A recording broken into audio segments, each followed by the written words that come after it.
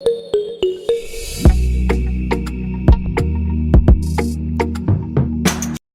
price of a product of a company increases by 20% and the turnover increases by 12%.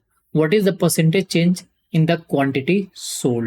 बहुत ही simple तरीके से इस question को आप सॉल्व कर सकते हो विदाउट अज्यूमिंग एनी वेरिएबल। ये क्लियर है? सबसे पहले देखो कि टर्नओवर क्या होगा। टर्नओवर मतलब क्या होता है? टोटल इनकम कितना होगा। वो सिंपली क्या होगा? प्राइस, जो भी आर्टिकल आप सेल करोगे उसका प्राइस और उसमें quantity. As simple as that. अब टर्नओवर में क्या कह रहा है? कितने का इंक्रीज हुआ है? 12% का।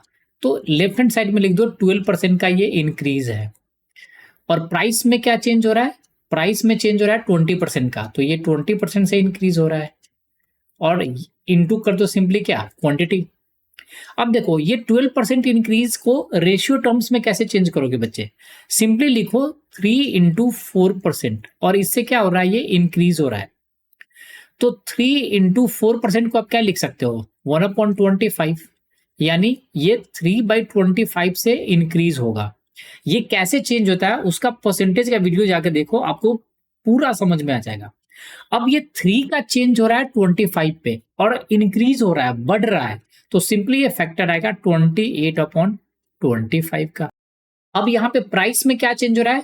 20% से इंक्रीज हो रहा है, तो 20% को रेशियो टर्म्स में चेंज करोगे तो क्या लिखोगे? 1/5 से इंक्रीज हो रहा है, मतलब ये 1 रुपया बढ़ रहा है 5 में, तो ये 6/5 का फैक्टर आ रहा है। आपको यही वैल्यू आपको सब्सटीट्यूट कर देना है।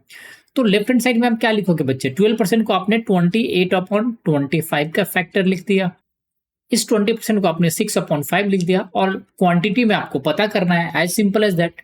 तो 5 से इसको डिवाइड करोगे तो 5 आएगा और 2 से डिवाइड करोगे तो 3 और 2 से इसको डिवाइड करोगे तो 14। दैट इंप्लाई जो क्वांटिटी का वैल्यू है वो किसके इक्वल हो जाएगा? सिंपली हो जाएगा 14/15।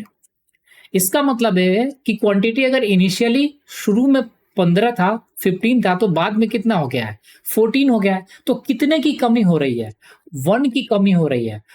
और कितने पे? 15 पे 1/15 की कमी हो रही है।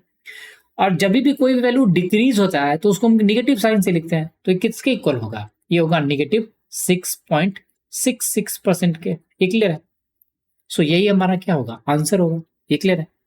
ये परसेंटेज कैसे चेंज होता है उसका वीडियो आप जाकर देखो, मैं वो आई बटन में लिंक दे देता हूं, सो दैट आपका इस तरह के क्वेश्चन को वेरिएबल्स लेकर सॉल्व करने की कोई नौबत ना आए। ये क्लियर है? सो आई होप आपको ये समझ में आ गया हो। So thanks for watching the video.